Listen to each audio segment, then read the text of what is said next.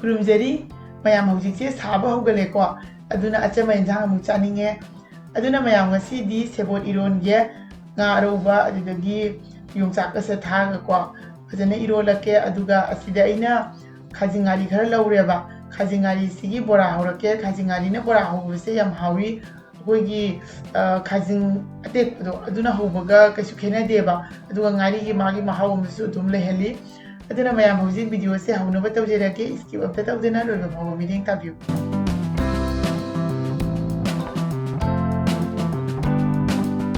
ꯑꯍꯥꯟꯕꯗ ꯑꯩꯅ ꯁꯤꯗ ꯁꯦꯕꯣꯠꯁꯦ ꯂꯧꯔꯦ ꯁꯦꯕꯣꯠꯁꯦ ꯍꯥꯟꯅ ꯃꯀꯨ ꯈꯣꯛꯇꯣꯛꯄꯤꯔꯒꯦ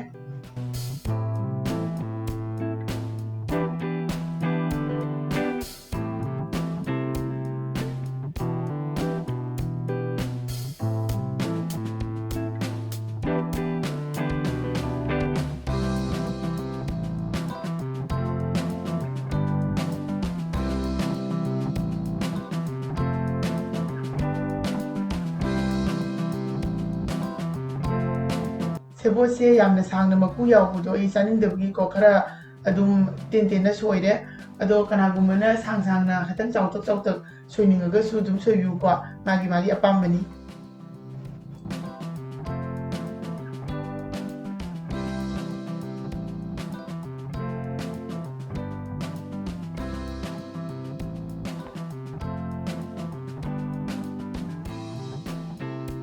ꯍꯧꯖꯤꯛ ꯑꯩꯅ ꯁꯤꯗ ꯄ꯭ꯔꯦꯁꯔ ꯀꯨꯀꯔ ꯑꯃ ꯂꯧꯔꯦ ꯑꯁꯤꯗ ꯁꯦꯕꯣꯠꯁꯦ ꯍꯥꯞꯆꯜꯂꯦ ꯍꯧꯖꯤꯛ ꯇꯣꯃꯦꯇꯣ ꯑꯅꯤꯈꯛ ꯍꯥꯞꯆꯜꯂꯦ ꯑꯗꯨꯒ ꯑꯂꯨꯁꯦ ꯑꯩꯅ ꯃꯀꯨ ꯈꯣꯛꯇꯣꯛꯑꯦꯕ ꯑꯂꯨꯁꯦ ꯃꯆꯥ ꯑꯅꯤꯈꯛ ꯍꯥꯞꯄꯦ ꯇꯪꯈꯥꯏ ꯈꯥꯏꯗꯣꯛꯑꯒ ꯃꯣꯔꯣꯛ ꯑꯀꯪꯕ ꯍꯥꯞꯄꯦ ꯑꯗꯨꯒ ꯑꯁꯤꯅ ꯉꯥ ꯑꯔꯧꯕꯒ ꯌꯣꯡꯆꯥꯛ ꯃꯔꯨꯒ ꯂꯩꯔꯦ ꯌꯣꯡꯆꯥꯛ ꯃꯔꯨꯁꯦ ꯑꯩꯅ ꯍꯥꯟꯅꯗꯒꯤ ꯇꯤꯡꯊꯣꯛꯑꯦꯕ ꯉꯥꯁꯤꯅ ꯑꯩꯈꯣꯏꯒꯤ ꯂꯥꯆꯨ ꯍꯥꯏꯗꯨꯅꯤ ꯉꯃꯨꯗꯤ ꯅꯠꯇꯦꯀꯣ ꯑꯗꯣ ꯍꯧꯖꯤꯛ ꯏꯁꯤꯡ ꯈꯤꯇꯪ ꯍꯥꯞꯄꯦ ꯑꯗꯨꯒ ꯏꯔꯣꯟꯕꯒꯤꯁꯨ ꯏꯁꯤꯡ ꯈꯔ ꯍꯥꯞꯄꯦ ꯐꯨꯠꯅꯕꯒꯤ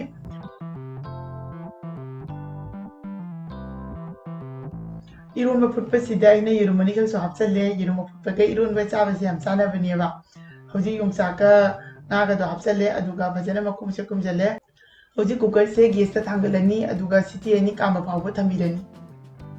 허지 보라 호누부기다먹다 아이네 시다 카징가리세 라우레 카징가리나 보라 호버세 아이 토이네디 둠 짜예바 अदो मासे कईमता हाइदी खेनादबनी अदुगा गारी की तोंगान महावबसु दुम लेहेनबनीबा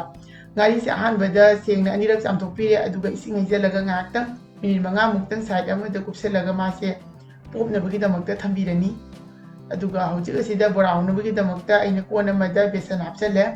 बेसन से दुम चांग अमा जेंगा दुम हापेको अदुगा गारी से पोपेबा अदु गारी से हापचले खाजिं गारी से हौजिक असिदा तिलौ खरा सोइरगा हापचले येनम याम लेतबदगी आइना तिलौ ओइना हापनी अदो येनम से नौना थागत पै फत्ते अब अदो कितंग अदुम हापे अकंगबुदी लै अदुगा इना दुम फ्रेश से दुम खरा दुम हापे होजे सिदा यायन कितंग हापचले मोरो शुब हापे अदुगा असिना फदिगो मरु शुबनी जिरा शुब कितंग हापचले थुमसे इसागी चांगदा हापचले हौजी अरोइबदको थाव से चमच अचौबा अमगी चांगदा हाइजन बिरनी थाव हापिसिना बोरा से केमनबगिनेबा अदो रिफाइन ऑयल नत्रगा करिगमा मास्टर्ड ऑयल हापा तारगदी कितंग सालगा दुम हापिउ हौजिक असि फजना अमुक्तंग मिक्स तौबिरनी कंगनको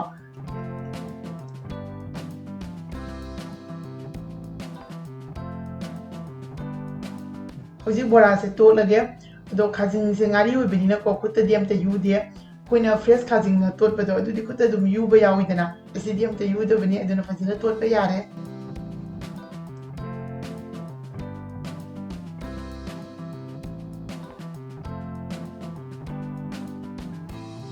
हौजिक बोरा होनबगीदमक्ता खांग अमा थांगले अदुगा थाव हापचलनी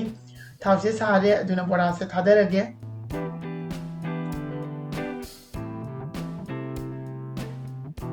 बोरा से साइड बसे यारे अदुना हौजिक मथक मखा ओंथोकपीरगे वीडियो से याम सांगहंद्रे अदु हौजिक बोरा से हौबा लोइरे मयाम लौथोगे हौजिक को ngसागी कुकर दो सिटी एनी कामखरे मनिंजी चखरा मतुंगदा मकुम सांगदोकपीरे हौजिक ngaga योंचाक से लौथोकपीरगे अदुगा कोन खितंग चावबा मा लौरगा को इरोनबा हाइदोकपीरगे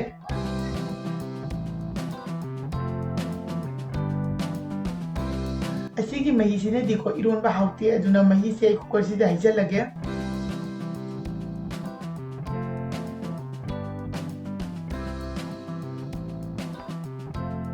हौजिक मोरोगै लोइना खंदोकपीरगे मोरोक से फजना मबुक से बेथोगा मकु से लौथोखिदोइनी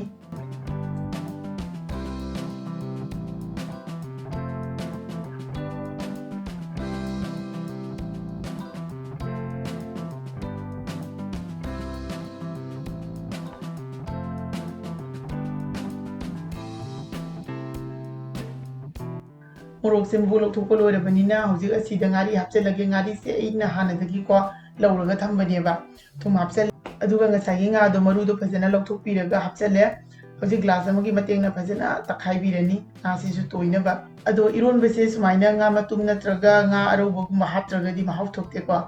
aduna mayam su dum hapiramgani aisu nga hapase amna pami iron bada hojik asi takhai ba loire aduna iron bese tomato se maku se lok thok pirage ba ado khune iron bese khangne mayam na hangoi gadra ni khalle ba aduna ai glass na dum takhai de ayum da su dum glass na dum iroli ko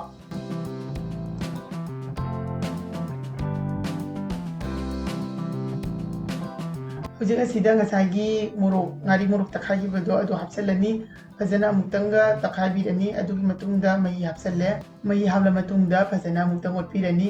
aduga ngasagi yongchak to ina fazana maku se koktok pireba hojik yongchak se hapsan birani yongchak ki season natragasu yongchak maru hapati adum hawi hojik asida tilong mana khra hapsalle aduga fadigom chaisalani tilong mana se leitaba taragadi tilong ina dum hapiu yam hawbani iron bada hojik asi fazana amutang otpirage mayam yi ngasigi iron bese loire aduna chaluk simjarage asida aina plate ama laure ko aduga chak se hapchalle iron bese ngasa aina loma ma pan thau deina hojik kara hapchalle loma thak bese idi am pabji ko iron bada aduga hojik side ta ko ngasa gi khajing ngari gi bora du mu hapchalage aduga side ta ngasa gi yerum putpado ama hapchalle aduga tilau hape ko Eromba tilau chingna chaba sisu yam hawbani ko mayam hainaba yauragadi adum comment da haibiramu adu mayam asini ngasi ye jam jamna semjaba ngasi chalu ase mayamna video se yengla matungda nungai fauragadi channel asibu like share subscribe follow tawba kaubiganu ngasi gi oinedi video se matanga se delu sijerage mathani video da bungana tengnarasi bye bye